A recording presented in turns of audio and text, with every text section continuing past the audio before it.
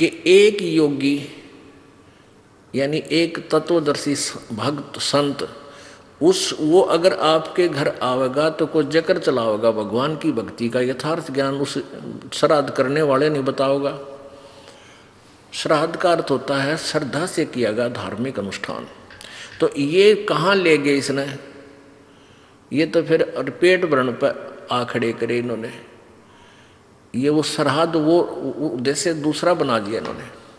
तो संत पूर्ण संत होते हैं, वो ज्ञान देते हैं, अपनी मजदूरी करते हैं, पहले पूरा ज्ञान समझाते हैं वो क्या कहना चाहता है, भगवान कैसा है, कौन है, और फिर 2 रोटी खाएंगे कि तब बाद उनके, या अपनी आरती उर्ती करेंगे 100 प्रकार के अपने क्रियाक्रम करके जब कभी भोजन खाते हैं।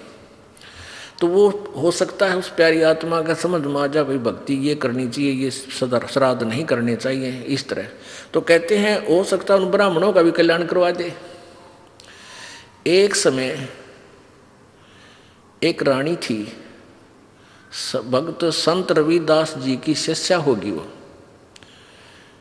अब जब तक वो संत रविदास जी कबीर परमात्मा के सर में नहीं आया था, यानी रहते थे साथ ही साथ वो, लेकिन परमात्मा ने भी उनको शरण में लिया नहीं था, क्योंकि रामानंद जी से उनको दीक्षा दिलाई थी।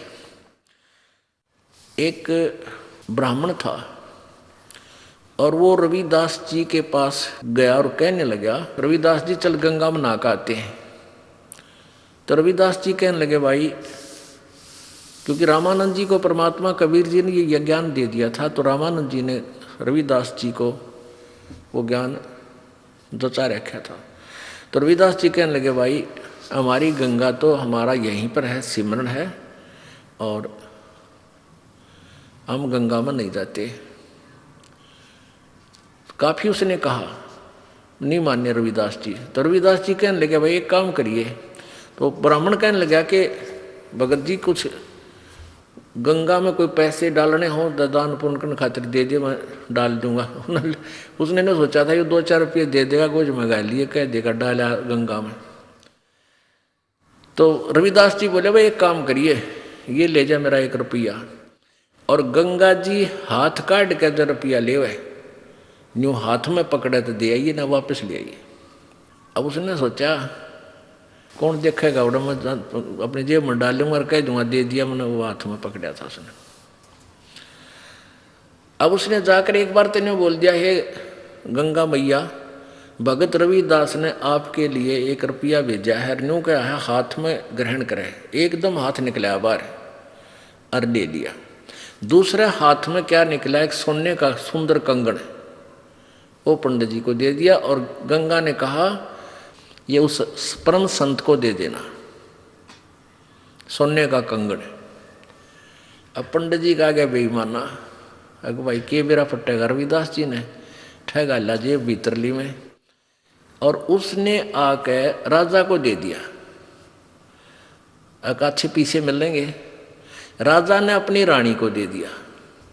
रानी कहने लगी इस आता है एक और चाहिए, ये तो जोड़ा होता है।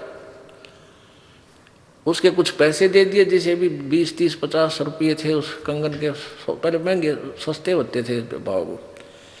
अब राजा नवबामण फिर बुलाया, पंडित जी बात सुन, एक और लिया, नितरा बकल तारांगे दनी ले आते। क्यों, उसा कंगन उसने सारा पटक सर पटक लिया, कितना नहीं पाया। वो जब दुखी हो लिया, अकीब जान बच्चा नहीं, रविदास जी के पास चले, शायद वो फिर 1 रुपया दे दे, मैं गंगा में दे आऊं और फिर वहां से मिलेगा मुझे। तो फिर रविदास जी के पास गया पंडित जी, कहने लगे भगत जी आज तेरे हाथ में मेरे परिवार की जान है। राजा ने जब वो 1-2 बार नकारा कर दिया, जी और तो ना पाता, ने बोला रानी का आदेश है, या तो लिया नहीं तेरे पूरे परिवार ने कोल्लू में पीड़ाएंगे। पहले ऐसे जुबान पर कानून होता था राजाओं का। अब वो घना डर गया, फिर आखिर में आया रविदास जी के चरणों में पड़ गया, रोए पड़ा। रविदास जी कहने लगे क्या हो गया, क्या हो गया ऋषि जी, क्या बात है, क्यों रो रहे हो? नो बोला जी जान बचा दो, आज आपके हाथ में मेरे परिवार का जीवन है। रविदास जी बोले भाई कहानी बता क्या है?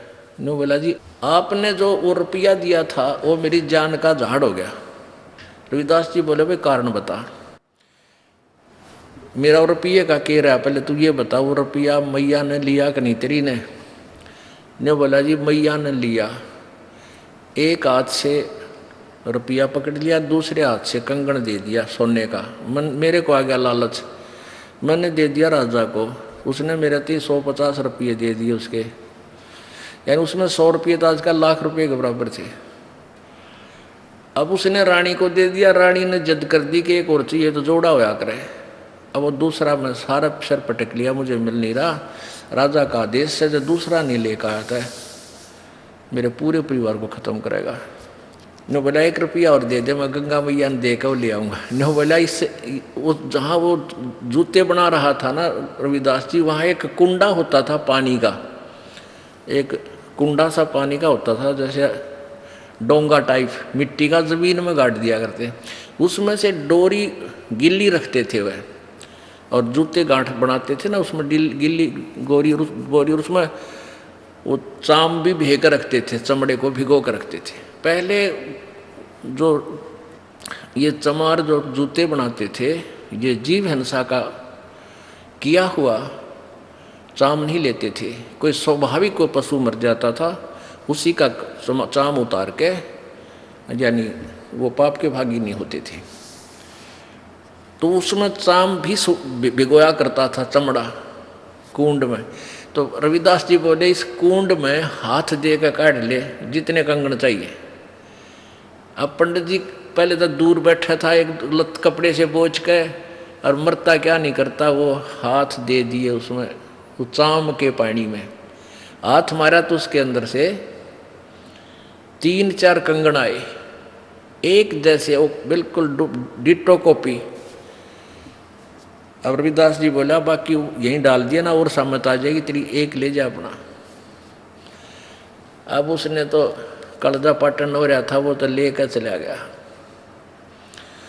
अब वो रानी ने पूछा भाई तू लाया कितने पल दनाटे था, सच्ची बता, उन्होंने सारी कहानी बता दी। तो वो रानी इतनी प्रभावित हुई ऋषि जी तय उससे, रविदास जी से, उन्होंने रानी ने उसको गुरु बना लिया रविदास जी को। और एक दिन फिर धर्म भंडारा किया, एक भोज देना चाहा उसने, कोई लड़के की पार्टी पूर्टी करके जन्मदिन वगैरह का। उसमें 700 तो ब्राह्मण आ रहे, ब्राह्मण पंडित जी, और उधर से गुरु जी को भी आमंत्रित करना जरूरी था कि गुरु के बिना कोई अनुष्ठान नहीं करना चाहिए। रविदास जी को बुला रखा। रविदास जी को रानी ने आदर सत्कार से अलग से एक सुंदर आसन बिछा कर उसको ऊपर विराजमान कर रखे। उधर से ब्राह्मणों को न्योता दे दिया, सामने ब्राह्मण 700 ब्राह्मण आके और पंक्ति बना के भोजन के लिए पोजीशन पकड़ गए, और उधर से भोजन परोस दिया, सामने भोजन परोस दिया। जब तक भोजन नहीं आता ना, इतना नीत रहा केला होंगे, जलेबी आओगी, लड्डू आओगी, वो ध्यान नहीं रहता कौन कित बैठा है। जब पूरी थाली भर ली, जब देखा उन्हें इधर उधर करके, उन्हें देखा रहा यू चमार बैठा है यहाँ पर, सारे खड़े हो ले, न बोले रानी तने हमारी बेइज्जती कर दी है, हम भोजन नहीं करेंगे। अब ये चमार यहाँ बैठा रखा है, तने तो हमारा दीन भ्रष्ट कर दिया, हम ब्राह्मण हैं। अब रानी कहने लगी ब्राह्मणों रोटी खानी है तो खा लो ना, मेरे गुरुजी तो यहीं बैठेंगे, ये नहीं उठेंगे यहाँ से। अब रविदास जी कहने लगे रानी बात सुन बेटी, आय अतिथि का अनादर नहीं करते, पाप लग गया करे। रविदास जी खड़े हो गए और कहने लगे विप्रो मैं अपनी औकात भूल गया था, मेरा स्थान तो आपके जूतों में है, मैं वहाँ बैठता हूँ जाके, आप भोजन पाओ, रुष्ट ना हो, इस बच्ची को दोष लग जाएगा। अब रानी मना करती है और गुरुजी के रविदास जी कहने लगे बेटी गुरु का आदेश पालन होता है, आप मत बोलो। और वहाँ जाकर बैठ गए जहाँ उन्हें जूते निकाल रखे थे। रविदास जी वहाँ बैठ गए, अपना भोजन कर रहे हैं। अब वो पंडे लागे छक्कन पे रोटी फटाफट। अब प्रत्येक पंडित के साथ में एक रविदास भोजन खा रहा है। 700 पंडित और 700 रविदास जी रूप बन गए। और उनके साथ में रोटी खावे। वो सामने वाला पंडित कहता है, अरे तेरे साथ ये चमार रोटी खा रहा है। रविदास कहता तेरे साथ भी तो खा रहा है। वो कहता तेरे साथ भी तो खा रहा है। अब सारे कूद कूद पड़े। रविदास जी कहते हैं, ए ब्राह्मणों, मेरी और इंसल्ट मत करो, मैं तो देखो यहाँ बैठा हूँ, मुझे बदनाम मत करो। वहाँ देखा सचमुच वहाँ भी बैठा और सातस्य रूप में उनके साथ खड़े। तब रविदास जी खड़े हुए ने बोले, पेट भरो, तुमने ना तो भगवान का बेरा, तुम तो पेट भरने की का ठेका ले रहे हो। कहने लगे तुम इस जनेऊ से मोटे मोटे टांग रखे नो। तो परमात्मा रविदास जी बोले, जनेवा तो मुक्ति ना हो भाई, भक्ति से मोक्ष होगा। और तुम जनेवा चाहते हो, कहते अपना को हथियार गेल ले रहे थे चाम छोलन का, इतनी लंबी खुरपी सी वैग रहे।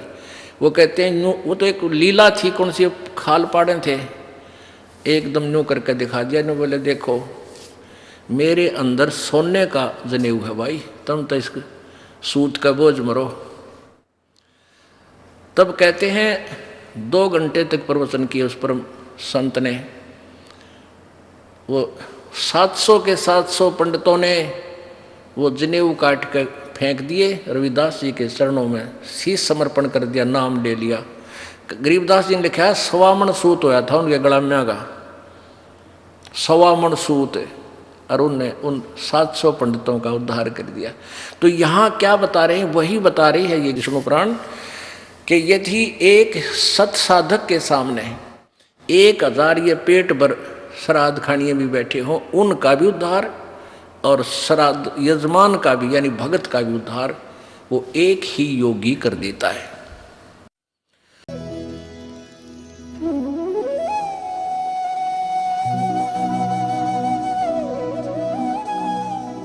अगर आप ये वीडियो YouTube पर देख रहे हैं तो हमारे चैनल को सब्सक्राइब करें और बेल आइकन को दबाना ना भूलें। अगर आप Facebook पर ये वीडियो देख रहे हैं तो हमारे पेज को लाइक करें।